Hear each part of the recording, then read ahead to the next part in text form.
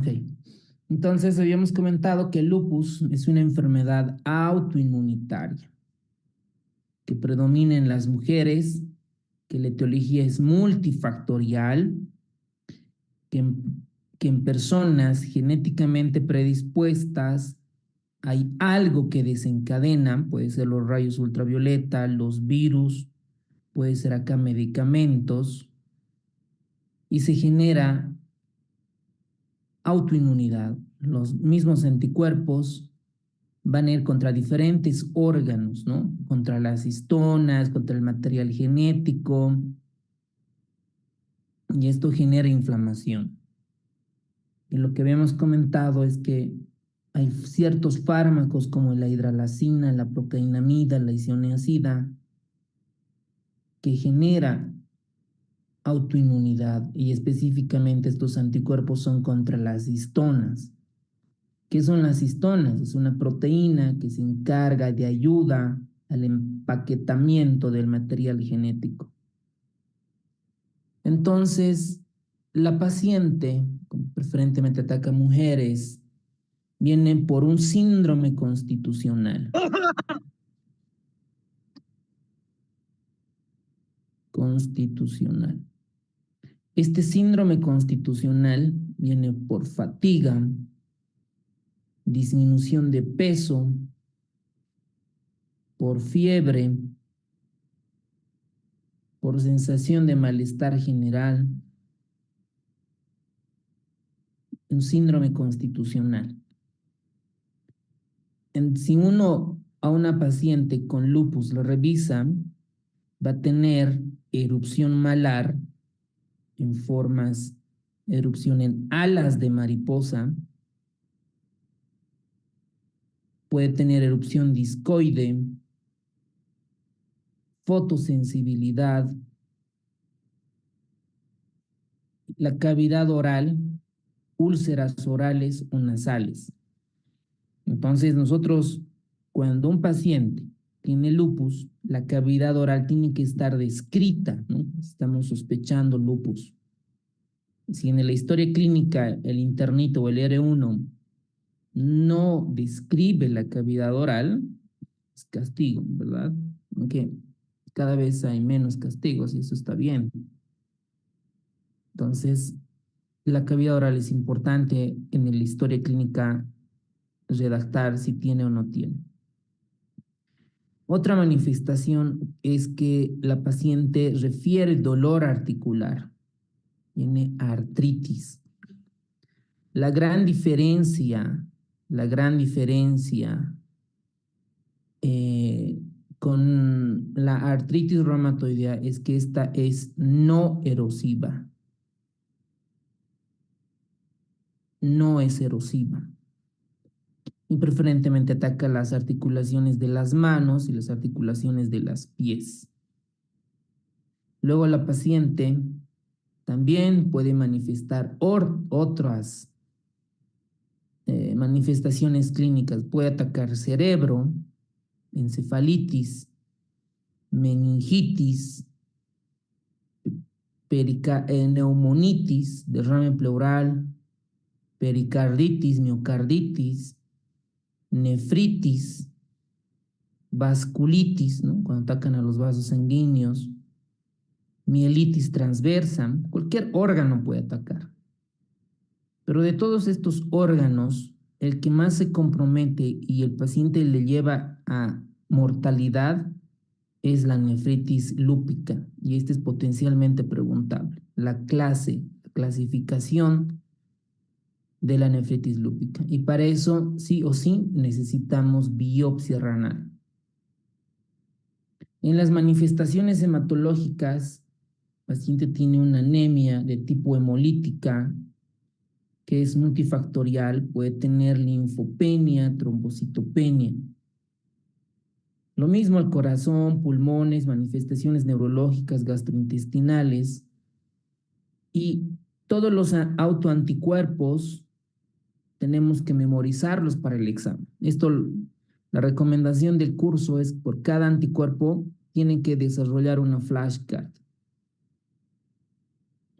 Y vamos a tener autoanticuerpos, anticuerpos antinucleares. Es decir, aquí tenemos una célula, tenemos el citoplasma y el núcleo. Entonces van a existir anticuerpos contra el núcleo. Entonces estos son los famosos ANAs, anticuerpos antinucleares. El núcleo, ustedes saben que tiene el material genético. Ahí adentro está el ADN, el ARN. Entonces también va a existir anticuerpos contra el ADN. Y estos son los anticuerpos anti-DNA de doble cadena, DS. Y lo que le suelen preguntar en los exámenes de la residencia es ¿cuál es más específica para lupus? Es el anti-DNA y el anti-SM, o pequeño nuclear, ¿no? Anti el ACM.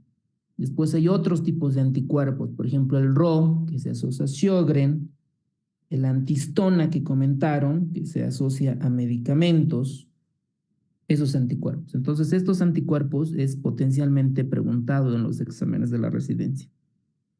Los criterios es en base a criterios clínicos e inmunológicos, sobre todo los autoanticuerpos, y el tratamiento es inmunosuprimir. Si tiene dolor, damos AINES, podemos inmunomodular con hidroxicloroquina, otros medicamentos, inmunosupresores corticoides y otros inmunosupresores tipo ciclofosfamida, micofenolato de mofetilo y otros. Entonces, veamos este caso clínico. Es en Cochabamba, una señora de 37 años de edad que tiene antecedentes ya de lupus, ya está diagnosticado. Le cuesta respirar, viene por disnea. Este es el motivo de consulta, disnea. Un paciente que tiene lupus, ¿cuáles son las causas de disnea? Pueden activar su micrófono y participar. Pleuritis, Hipertensión pulmonar, derrame Tromboembolia pleural, pulmonar, doctor. Tromboembolia pulmonar. Insuficiencia cardíaca congestiva. hemorragia alveolar,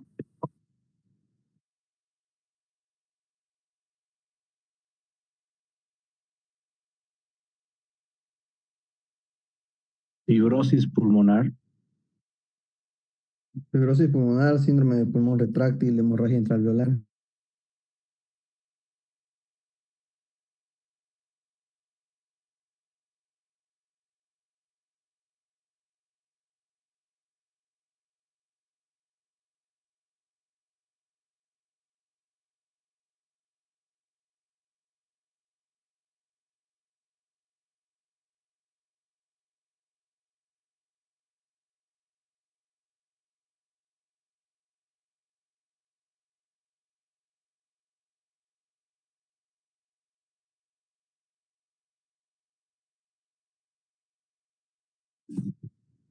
Doctor, al parecer no tiene audio, no lo escuchamos.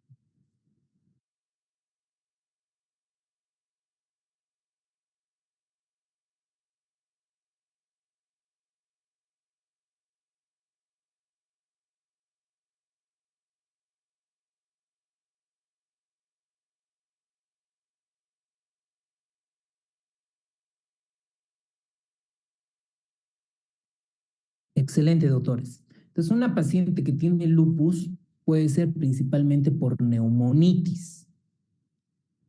Es decir, el pulmón está inflamado. Y en la tomografía esto vamos a encontrar como vidrio deslustrado. Otro diagnóstico puede tener una hemorragia alveolar difusa por la misma inflamación. Entonces fue diagnosticada hace 5 años. Los síntomas comunes es una erupción cutánea, úlceras orales, dolor en las articulaciones. Y miren este dato, dolor torácico pleurítico. Esto es inflamación de la pleura, pleuritis, ¿no? Esta semiología nos va a ayudar a diagnosticar que tiene pleuritis. Las serologías fueron positivos para ANA y anti-DNA de doble cadena. ¿Cuál de los anticuerpos es la más específica para lupus? Anti-DNA. Anti-DNA. Anti-DNA, doctor. Excelente, muy bien. DNA doble cadena. Entonces, ha estado tomando hidroxicloroquina como inmunomodulador y buen control de lupus y niega cualquier síntoma reciente. El examen físico es normal. Las imágenes de tórax revelan de radiografía de tórax una tomografía normal, dice, ¿no? Pero el paciente tiene disnea. La ecocardiografía transtorácica revela una FEBI normal y ausencias de anomalías pericárdicas y valvulares. Entonces, en un paciente con disnea, le hacemos su radiografía de tórax, su tomografía y está normal, ¿verdad? Está normal. Y entonces, lo que corresponde es hacer una espirometría para ver si tiene EPOC, o sea, patrón obstructivo, patrón restrictivo o patrón mixto. En un paciente con lupus, ¿qué patrón escucharía que tenga un paciente? Sobre todo restrictivo o normal. Entonces, su espirometría, en este caso, nos reporta normal, pero una DLCO2 baja. Es decir, no hay buena difusión. Y por el protocolo de disnea se realiza un cateterismo cardíaco y se muestra hipertensión pulmonar. Miren, 45. Esto debería de estar menos de 25, 23, 20 debería de estar. Entonces, hasta acá tenemos el diagnóstico de hipertensión pulmonar. Se realiza un estudio serológico adicional. ¿Y cuál de los siguientes marcadores serológicos debería estar mayor asociado al proceso de la enfermedad subyacente? A anticuerpos anti-DNA o anti-SMIT, complementos C3, C4 bajos, anticoagulante lúpico y anticuerpos IgG anticardiolipina positivos, o ninguno. Entonces acá tenemos un paciente que tiene hipertensión arterial pulmonar. Y en este tipo de pacientes, los anticuerpos pueden estar positivos, sobre todo los antifosfolípidos, los anticoagulantes lúpicos y anticardiolipina. Entonces, en un paciente con lupus que tiene disnea, tiene mayor riesgo de hipertensión arterial pulmonar. ¿Por qué? La pregunta uno se dice, ahora, ¿por qué el paciente tiene hipertensión? ¿Tendrá trombosis? ¿Tendrá enfermedad tromboembólica? Entonces, esto tenemos que ver, ¿cierto? Entonces, el paciente viene por esta clínica, ¿no? Fiebre, fatiga, artritis, artralgia y disnea. Y diagnosticamos que el paciente su disnea es por hipertensión arterial pulmonar. Y nosotros tenemos que investigar por qué tiene hipertensión arterial pulmonar. Interesante el caso. Entonces, ¿qué es el lupus? Es una enfermedad autoinmunitaria que puede atacar varios órganos del cuerpo. La prevalencia es 90%, corresponde a mujeres en edad reproductiva.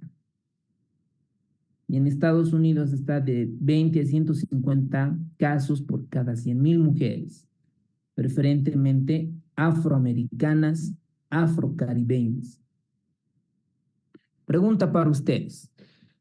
Según Harrison, ¿qué tipo de HLA está asociado a lupus?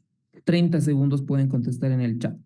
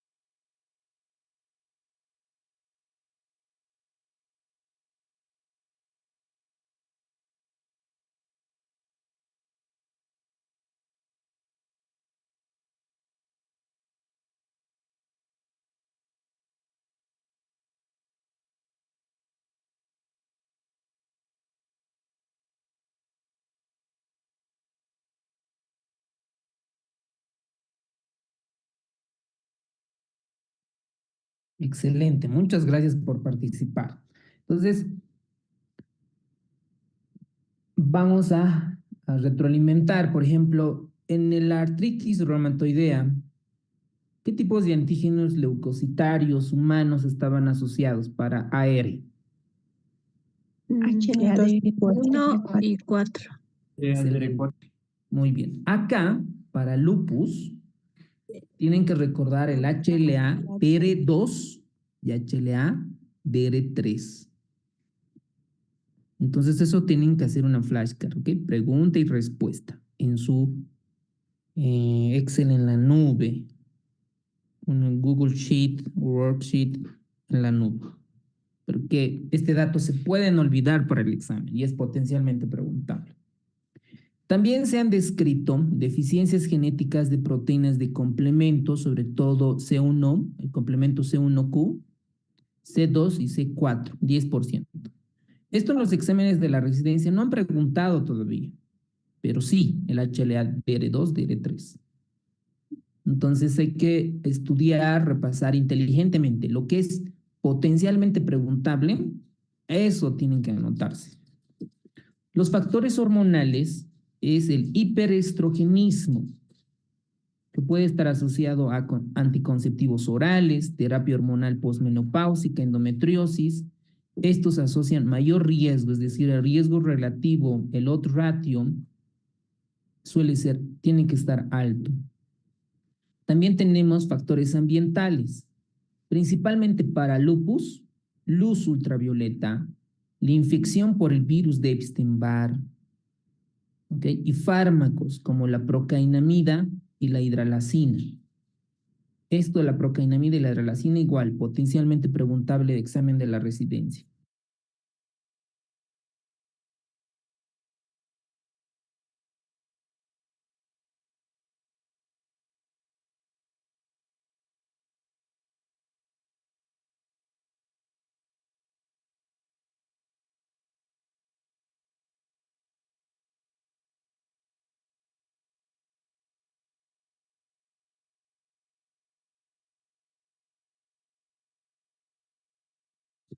Excelente. Entonces, eso es con cuanto a la etiología. El HLA que está involucrado es el HLA-DR2 y el HLA-DR3. Nadie puede fallar esa pregunta. Y aquí tenemos el libro de Harrison, nos explica un poco en cuanto a la patogenia y etiología. Los factores predisponentes tenemos acá. ¿Qué tipo de HLAs en lupus?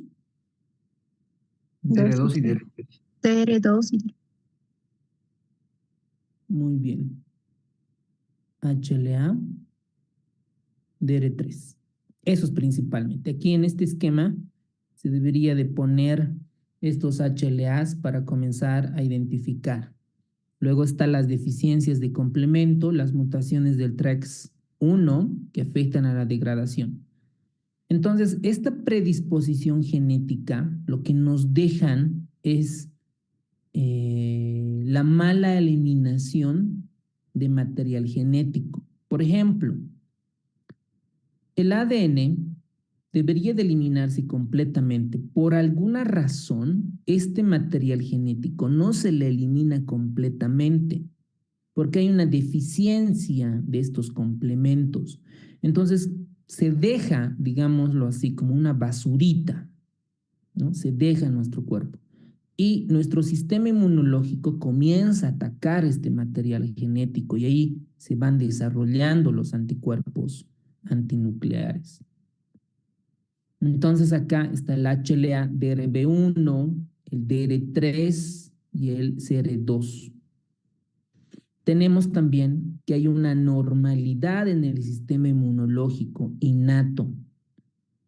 Y estos, por ejemplo, estas dianas están alteradas. Por ejemplo, se ha investigado mucho con el ICAM, que hay una normalidad, ¿no es cierto? Y alteran la inmunidad adaptativa de los linfocitos B y linfocitos T con estas dianas, como por ejemplo el más estudiado, el STAT4. Entonces hay factores predisponentes ¿no? Toditos estos genes. Para nefritis lúpica, los el HLA DR3, el entorno, microentorno, los rayos ultravioleta, tabaquismo, el sílice, la infección por Epstein-Barr, ahí está con signo de interrogación. La epigenética, es decir, la hipometilación del DNA. No hay una metilación buena para la reparación del ADN. Y estos afectan la producción del interferón gamma y otras. Hay modificaciones de las histonas. Les había comentado que las histonas son proteínas que ayudan al empaquetamiento del material genético. Entonces, tenemos factores predisponentes genéticos, en resumen, para el examen HLA-DR2 y el HLA-DR3. Factores externos, plus ultravioleta, virus de Epstein-Barr. Y esto lo que desencadena es despierta, estimula al sistema inmunológico. ¿Ok? Entonces, tenemos ahí el antígeno, ¿no? Que puede ser, por ejemplo, el ADN, la basurita, el ADN, puede ser el ribosoma, puede ser la histona, ¿ok? Entonces, este antígeno, ¿quién reconoce? Las células presentadoras de antígeno, como los macrófagos, las células dendríticas, Kupffer y otros. Y le llama al linfocito T, ¿no? Y el linfocito T llama al linfocito B, y el linfocito B se convierte en célula plasmática, y la célula plasmática comienza a sintetizar anticuerpos. También en este proceso de antígeno y anticuerpo se forman los famosos inmunocomplejos o los complejos inmunitarios. ¿Qué es un complejo inmunitario? No es nada más que antígenos con anticuerpos u otros componentes bioquímicos, y estos se van a ir a depositar a ciertos órganos. Por ejemplo, se dice que los rayos ultravioleta a los melanocitos, a los queratinocitos, los parte el material genético, ¿no es cierto? Un pedacitos de ADN, material genético, y no se las puede eliminar y se genera inflamación. Por eso el eritema malar, el eritema en mariposas, en ala de mariposa. Si se deposita en la piel, exantema. Si se deposita en el riñón, nefritis. Si se deposita en las articulaciones, artritis. La artritis, ¿cuál es la gran diferencia entre la artritis del lupus y la artritis reumatoidea? Que habíamos comentado, pueden activar. No erosiva, doctor. No erosiva. No erosiva. Excelente, muy bien. Lupus, ¿no? También, ¿sí? Es Lupus. no erosiva. Y cuando es erosiva, es artritis reumatoidea. Y lo que dice el doctor, puede haber pacientes con artritis reumatoidea y puede haber con lupus, es el famoso lupus. Entonces, cuando estos inmunocomplejos se depositan en la médula ósea, generan leucopenia. Si se deposita en el sistema nervioso central, encefalitis. Si se deposita en el corazón, carditis. Si se deposita en la médula ósea, altera las plaquetas. ¿Ok? Entonces, esto es el problema, ¿no? Los inmunocomplejos. Y cuando se van inflamando dichos órganos, si se inflama, por ejemplo, el riñón, nefritis, el paciente va a llegar a una insuficiencia renal. Si se inflama el pulmón, va a generar una neumonitis e insuficiencia respiratoria y puede fallecer por un distrés, una hemorragia alveolar difusa. Entonces acá es la formación de autoanticuerpos y el macrófago no las puede eliminar estos inmunocomplejos y se genera la reacción de hipersensibilidad. Por ejemplo, para la rinitis es reacción de hipersensibilidad tipo 1, mientras que para lupus es la reacción de hipersensibilidad tipo 3, es la formación de inmunocomplejos. Entonces, todo esto donde se deposite estos inmunocomplejos se genera la inflamación. Y si va a la piel, pues está el exantema. Si va a los riñones, la nefritis. Si va a las articulaciones, la sinovitis. También está alterada la hipersensibilidad tipo 2, donde se generan anticuerpos, ya sea tipo crónico IgG o tipo agudo IgM contra antígenos. Por ejemplo, contra glóbulos rojos puede llevarnos a anemias hemolíticas y citopenias. Y esto es clave, doctores. Esto es potencialmente preguntable.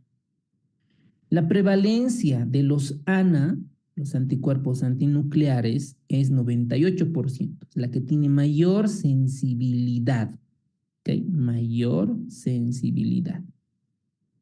El antígeno son partes del núcleo. Si un paciente es negativo el ANA, lo más probable es que no tenga lupus. Reduce la probabilidad del lupus. El antidoble cadena, el anti-DNA, esta tiene mayor especificidad. ¿Quién es el antígeno? El ADN. Entonces, esta es la más específica junto con la SM, con esta. Miren, la mayor especificidad. Estas dos. Pero entre estas dos, ¿cuál es la más prevalente? El anti-DNA doble cadena. Entonces, estas tres no las pueden fallar. ANA, aumento de la sensibilidad, menos especificidad. Está una sensibilidad de un 70%, pero buena especificidad, más del 90%. Baja sensibilidad del anti-SM, pero alta especificidad. Ahora vamos por orden de frecuencia. A ver, una que toma medicamentos, lupus inducido por fármacos, el antihistona. ¿Qué es la histona? La proteína que ayuda al empaquetamiento del material genético. Otra, las ribonucleoproteínas. No han sido muy preguntados, pero es importante saber que su antígeno es una proteína que forma parte del ARN1. El anti-Ro, Ro de Sjögren. ¿Ok? Estos pacientes que tienen anti-Ro está relacionado con Sjögren. El anti-LA es menos riesgo del que el paciente pueda tener compromiso renal, menos riesgo de nefritis, como factor protector, digámoslo así. El antifosfolípido, el antígeno son los fosfolípidos, como dice el nombre, antifosfolípido, los fosfolípidos. Puede estar también como antígeno el cofactor de la glicoproteína 1, que es la beta-2 glicoproteína, y la protrombina. Esto es importante porque los pacientes predisponen a la hipercoagulación, a la formación de trombos. También predispone a los abortos y a la disminución de plaquetas, el antifosfolípido. Y existen 3 pruebas para este antifosfolípido mediante la técnica de ELISA. Tenemos el anticardiolipina, ok, vamos a anotar acá, anticardiolipina, el anti-beta-2 glicoproteína 1 y el tiempo sensible de protrombina. Protrombina. Entonces, tenemos también autoanticuerpos contra la membrana del eritrocito y esto predispone a hemólisis, antiplaquetas, plaquetopenia, y la parte antineuronal que predispone a pacientes encefalitis, meningitis, y el antirribosómico, que algunas series, algunas cortes, casos y controles se correlaciona con psicosis y depresión. Psicosis y depresión, es decir, que esto es más sistema nervioso central. Muy bien, entonces esta tabla la tienen que dominar, doctores, para el examen. Suelen preguntar frecuentemente en los exámenes de la residencia y nada raro que en Bolivia ingrese. Cuando uno toma biopsia un pedazo de piel, lo que vamos a encontrar son depósitos, ¿no? Ustedes saben, tenemos acá la membrana basal de la epidermis, que tenemos la dermis papilar, ¿no? La dermis papilar, la dermis reticular, y dentro de la epidermis acá tenemos los queratinocitos, melanocitos, la zona granulosa, lúcida, bla, bla, bla, y aquí tenemos el estrato córneo, ¿no es cierto? El estrato córneo.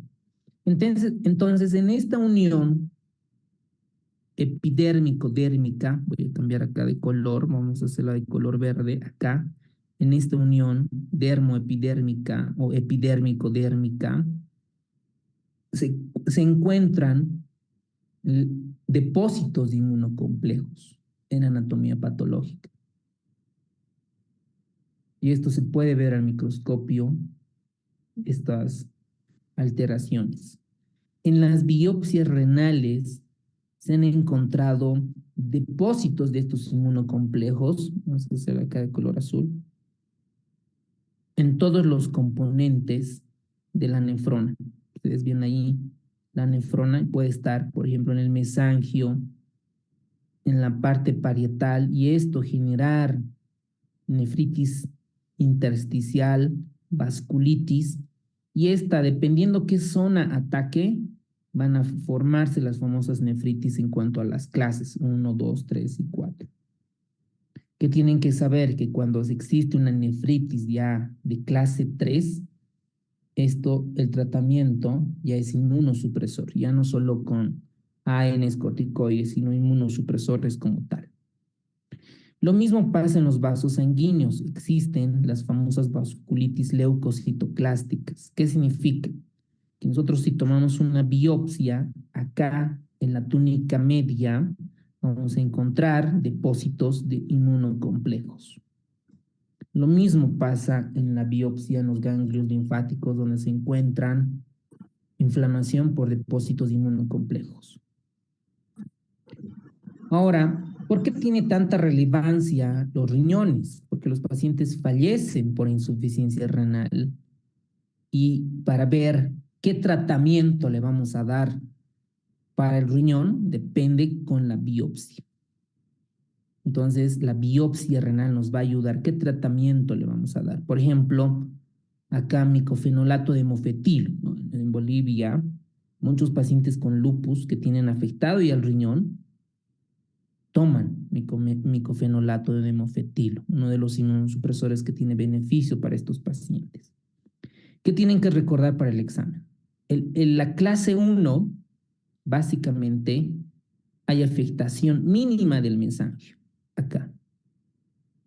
En la tipo 2 hay proliferación del mesangio. En la tipo 3 existe ya la nefritis lúpica focal, que esta puede ser endocapilar o extracapilar. Si nosotros hacemos un esquema, aquí tenemos el glomérulo, y la afectación puede ser endocapilar y puede ser extracapilar. Y ahí tenemos las 3 subclases. Lesiones activas, ¿ok? Una proliferación focal, esto ya es en un riñón ya entero. La tipo 2 es una proliferación local más nefritis lúpica esclerosante, es decir, ya existe datos de cicatriz. Y 13 es cuando ya tenemos una esclerosis circunscrita. Y la nefritis 4 es la más grave, ¿no? Una de las más graves, porque ya el riñón tiene afectación difusa. Entonces, es segmentaria o global, dependiendo del porcentaje que afecte, ¿no? Mayor o igual a 50% cuando ya se la considera global. Y cuando el riñón no se recupera, ya es membranosa, ya que el paciente ya elimina proteínas, ya tiene acá proteinuria, porque el riñón ya no puede contener las proteínas. Y en la tipo 6, es el paciente cuando ya está en fibrosis, más del 90% están con fibrosis, están cicatrizados. Entonces, dependiendo de esto, nos va a ayudar a dar tratamiento para ese tipo de pacientes. Ahora, ¿cómo hacemos el diagnóstico? Clínica, eritema malar, artritis, neumonitis, úlceras orales, caída de pelo, síntomas constitucionales, autoanticuerpos, pedir todo lo que es el perfil reumatológico, anantidemia, todo. Cuando nosotros pedimos perfil reumatológico te da todos los anticuerpos, no específicamente para lupus. Y acá tenemos el diagnóstico para lupus según la EULAR, la europea contra el lupus, y el Colegio Americano de Reumatología. Entonces vamos a tener básicamente clínica, ¿no? Manifestación clínica y manifestación inmunológica. Fiebre, 2 puntos. Manifestaciones cutáneas, desde 2 hasta 6. Se puede ir desde alopecia, úlceras orales, son 2 puntos. Manifestaciones articulares, 6 puntos, pero tienen que tener al menos 2 articulaciones. Manifestaciones neuropsiquiátricas, delirios, psicosis, convulsiones. Serositis, derrame pericárdico, derrame pleural. Manifestaciones hematológicas, leucopenia, trombocitopenia, hemólisis autoinmune. Aquí esto, leucopenia, trombocitopenia, pues fácil, ¿no? Nosotros vemos con un hemograma. ¿Y cómo vemos la hemólisis? Con test de Coombs. Eso pedimos. Proteinuria, ¿no? Manifestación renal. Más de 0.5 ya tiene 4 puntos. Nefritis 2 o 5, 8 puntos. 3 y 4 o hasta 4, 10 puntos. Parámetros inmunológicos. Anticuerpos antifosfolipídicos, 2 puntos. Sobre todo la anticardiolipina, anti-beta-2-glicoproteína o el anticoagulante lúpico, que es contra el tiempo de protrombina. Cualquiera de estos, 2 puntos. Y uno que mide actividad, o sea, un paciente que tiene lupus, pero puede estar tranquila, pero uno que paciente tiene clínica, le duele las articulaciones, tiene síntomas constitucionales, el C3, C4 puede estar baja. Y esto es lo que mide actividad. Los anticuerpos altamente específicos de doble cadena y el SM, 6 puntos para esto. Entonces acá, cuando el paciente igual de todos estos puntajes tiene mayor o igual a 10 puntos, ya tiene alta probabilidad de que el paciente tenga lupus eritematoso sistémico. Así se realiza el diagnóstico. ¿Qué nos dice Harrison? El diagnóstico es complejo sintomático que sugiere lupus, dice. Digamos, un paciente viene con sinovitis, con clínica de dolor en las articulaciones. Tiene úlceras orales, Tiene pleuritis, ¿no? ¿Okay? Dolor en punta de costado. Le pedimos ANA, le pedimos hemograma, plaquetas y un análisis de orina para ver si existe proteinuria, ¿verdad? Según Harrison. Entonces, cuando el ANA, el hemograma, las plaquetas, nada, todos son normales, el paciente no tiene lupus. Miren el ANA aquí, con esto hacen el screening. Cuando son normales, pero los síntomas persisten, se repite el ANA, añadir, es el de doble cadena, el anti-RO. El anti-RO, ¿con qué está asociado, doctores? El anticuerpo anti-RO. Fármacos, doctor. No. De Sjögren y Sjögren, ¿ok? Sjögren. Es decir, queratoconjuntivitis seca.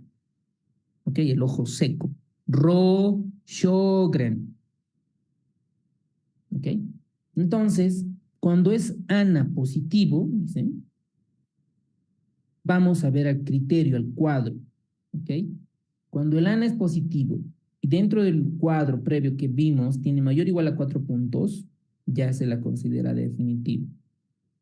Y cuando tiene menos de 4 puntos de estos criterios, es posible un paciente que tenga lupus eritematoso. Entonces, veamos el tratamiento. ¿De qué depende? ¿Qué tan dañados están los órganos? Por ejemplo, aquí vamos a tomar el riñón y acá vamos a tomar la piel, el eritema malar. El eritema malar. ¿ok? Entonces, si tiene eritema malar, es decir, un paciente sin letalidad potencial, porque por el eritema malar no va a fallecer. Hacemos tratamiento conservador, glucocorticoides a dosis bajas. En este caso, prednisona, ¿ok? Y se puede considerar la administración de belimumab para sin letal. Para un paciente que tiene lupus, que tiene proteinuria, 2, 3 cruces, este paciente va a fallecer. Entonces, administramos glucocorticoides a dosis altas y algún inmunosupresor. Aquí dosis altas es, por ejemplo, metilprednisolona a dosis altas, metilprednisolona, más algún inmunosupresor. Este inmunosupresor puede ser micofenolato de mofetilo o ciclofosfamida. Entonces, si hay respuesta, continuamos con estos medicamentos, ¿no? Si hay respuesta, vamos disminuyendo la dosis. Si a pesar con corticoides, micofenolato de mofetilo no mejora, vamos a considerar terapia biológica. Y aquí viene el anti-CD20, por ejemplo. ¿Cuál es el inmunosupresor? No, ¿cuál es el medicamento de terapia biológica? El Rituximab. anti-CD20. Rituximab, doctor, rituximab. Muy bien, rituximab. En nuestro medio, estoy hablando acá, ¿no? Más o menos así se maneja. Porque no tenemos melimumab, por ejemplo, ¿no? Los seguros donde trabajo, no tenemos, pero sí tenemos rituximab. También tenemos algunos inhibidores de la calcineurina. Entonces, como el manejo es multidisciplinario, ¿no? Está el reuma, está el nefrólogo principalmente para estos pacientes. Y obviamente cuando se complican con neumonitis, hemorragia alveolar difusa, terapia de reemplazo renal, pues ya pasan con nosotros, ¿no? A cuidados intensivos y obviamente todos los inmunosupresores necesitamos la ayuda del reumatólogo, inmunólogo e infectólogo, ¿ok? Es un manejo multidisciplinario. Entonces, estos pacientes, la mayoría, ¿no? Los pacientes que hemos visto, he visto ni señorita de 18 años fallecer con lupus, ¿no? Porque hacen hemorragias alveolares difusas, cae la hemoglobina, cae las plaquetas, ya está con metilprednisolona, está con ciclofosfamida, y lo que nos falta es terapia biológica, ¿no? No siempre lo tenemos. Entonces está para rituximab. Los criterios de clasificación nos ayudan a nosotros a ver el diagnóstico y la combinación, ¿no? Clínica, laboratorial y sobre todo el perfil reumatológico. Y aquí tenemos la manifestación clínica, ¿no? Piel, habíamos visto, ¿no? Sobre todo el eritema malar. También puede existir el lupus cutáneo crónico, ya sea como lupus discoide, líquen plano, verrugoso, las úlceras bucales, la alopecia no cicatrizal, la sinovitis que afecta mayor a dos articulaciones, serositis, puede tener pericarditis, pleuritis, la parte renal, ¿no? Eliminar proteínas, eritrocitos, neurológico, anemias hemolíticas, manifestaciones inmunitarias, el ANA, doble cadena, anti-SM, antifosfolípidos, el complemento sérico reducido, C3C4, y el test de Coombs, lo que les había comentado, para ayudarnos a detectar anemias hemolíticas. Entonces, un paciente puede tener muchas manifestaciones sistémicas. Ahí va pregunta para ustedes. ¿Qué manifestación clínica es la más frecuente en el lupus? Articulaciones, erupción malar, anemia, pericarditis, neumonitis. Pueden contestar en el chat, por favor. 30 segundos.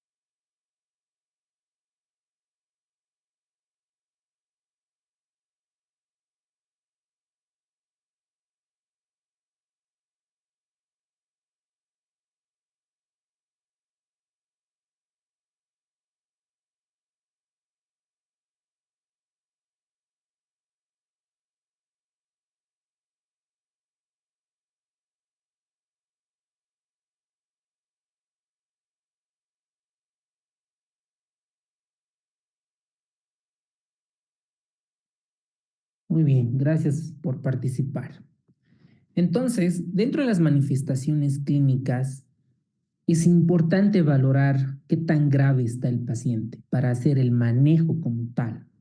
Pues un paciente viene con eritema malar, perfecto, sabemos que no es tan grave, pero un paciente que le cuesta respirar, está anémica, tiene datos de uremia, entonces sabemos que este paciente puede fallecer, tiene que ser internada en medicina interna, en reuma, y ver, ¿no? Si el paciente se descompensa, bajarlo a la unidad de cuidados intensivos y hacer el manejo multidisciplinario. Pues, ¿qué tenemos que saber? Que lo más frecuente tenemos síntomas constitucionales. Si en esta opción les entraran síntomas constitucionales, es la más frecuente. Pero ya de órganos específicos, las articulaciones, es decir, las manifestaciones músculo-esqueléticas es la más frecuente. Dentro de ellas, las articulaciones, con más del 90% de los casos. Entonces, artritis, artralgia, y esta poliartritis es igual que la AR, solo que es no erosiva. Y el segundo, la manifestación después de las musculoesqueléticas es la piel. Erupción malar preferentemente, ¿no? En alas de mariposa. Luego tenemos el fenómeno de Raynaud. Sus manos se ponen rojas, han debido ver, ¿no? Están azules y frías. Y otra vez se vuelve normal, sobre todo con el frío, ¿no? Se vuelven azules, rojas. Fenómeno de Raynaud. Erupción discoide, úlceras orales, que estas suelen ser indoloras. La alopecia no cicatrizal, telangiectasias periunguales. Entonces, miren, acá tenemos un paciente que tiene deformidad en las articulaciones. ¿Qué deformidad es esta? La que estoy pintando. Ráfaga cubital, igual Z, perdón. Línea Z. Eso, deformidad. Deformidad en línea Z. Eso, muy bien. Miren, ¿no? Tiene ya deformidad, subluxaciones tiene. Entonces, este paciente probablemente tenga ya lupus, porque está deformando. Pues la mayoría de los pacientes tiene poliartritis intermitente. ¿Ok? Y algunas personas pueden parecer, y si esta artritis, si esto es deformante, esto es lupus, ¿ok? Artritis reumatoide con erosiones. Entonces, acá, como ustedes bien contestaron, es las articulaciones. Y en segundo lugar, las manifestaciones de la piel. Entonces, la manifestación cutánea puede haber desde agudo, subagudo y crónico. Por ejemplo, tenemos el lupus eritematoso discoide, que esta es la más frecuente. Posible pregunta de examen. Anótense, por favor, en su flashcard. Dentro de la piel, la más frecuente es el discoide. Como ustedes ven en su imagen, ¿no? Son bordes eritematosos, hiperpigmentados. Y el tratamiento son aplicación local con glucocorticoides y manejo por vía oral con antipalúdicos. Luego tenemos el eritema fotosensible, el famoso eritema en alas de mariposa, como ustedes ven esta señora, ¿miren? En alas de mariposa. Y pues estos pacientes pueden tener anticuerpos contra el RO positivos. Y el tratamiento igual, ¿no? Es con glucocorticoides tópicos, fotoprotectores sobre todo, ¿no? El protector solar es la clave en ese tipo de pacientes para evitar el eritema. Luego tenemos la urticaria recurrente, las úlceras en mucosas. En la manifestación renal, por esto fallecen los pacientes. Están en hemodiálisis, se infectan. ¿Ok? Entonces se infectan.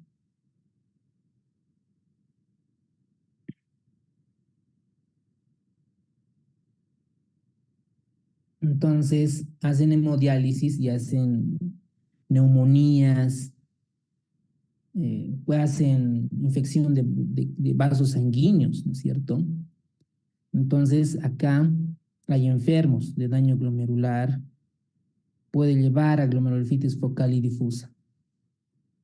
¿Ok? Y el 20% de los enfermos van a tener proteinuria.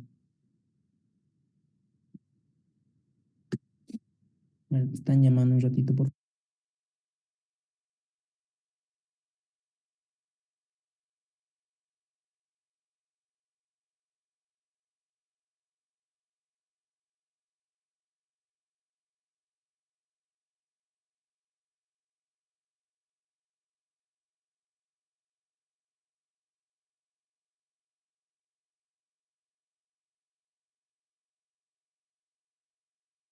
Ok, entonces el paciente tiene proteinuria.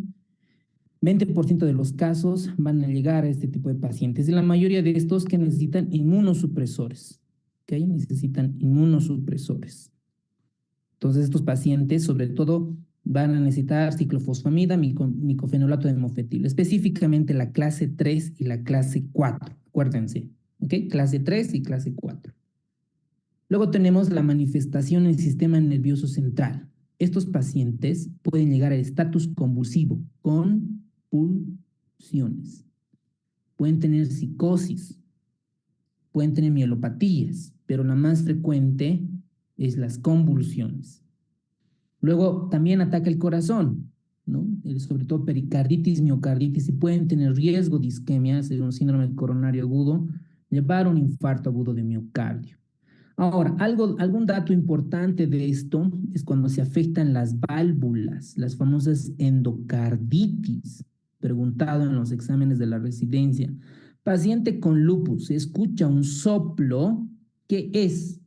Es la endocarditis de Lehmann-Sachs, ¿ok? Las endocarditis de Lehmann-Sachs. Endocarditis de Lehmann-Sachs.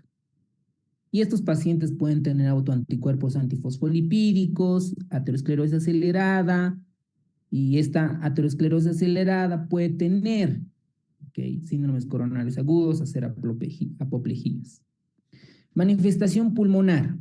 Acá principalmente la pleuritis, la manifestación más común. Eso tienen que anotarse. ¿De piel cuál era? La manifestación más común de piel.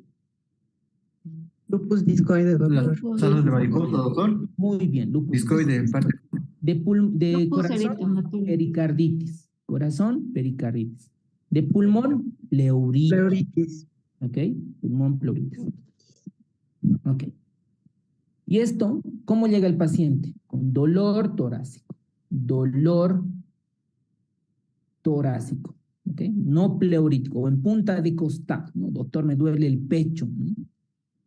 Puede haber también EPIT, ¿no? Fibrosis intersticial. Puede haber hipertensión arterial pulmonar, como he visto en nuestro caso clínico. Puede haber hemorragia intraalveolar. Puede haber hipertensión pulmonar. ¿Okay? Puede haber. ¿Pero qué es lo más frecuente? Que lo más frecuente es pleuritis. Eso preguntan en los exámenes de la residencia. La manifestación cardíaca del corazón, les había comentado pericarditis. Puede haber endocarditis, puede haber síndrome coronario agudo, puede haber mayor riesgo de infarto agudo miocardio. ¿Pero qué es lo más frecuente? Para el examen, pericarditis y endocarditis, es decir, lo más grave, ¿no? La miocarditis y la endocarditis. ¿Ok? Las manifestaciones hematológicas más frecuentes, anemia. ¿Cuál es la causa? Multifactorial, sobre todo normocítica normocrónica. Puede haber plaquetopenia, granulocitopenia, ¿ok? Si el recuento plaquetario es más de 40,000, no hay hemorragia anómala, no es necesario administrar tratamiento, ¿ok? Sobre todo inmunosupresor fuerte, pero cuando existe datos de hemorragia, trombocitopenia, es prednisona 1 miligramo kilogramo peso, ¿ok? Anemias hemolíticas, igual, lo mismo.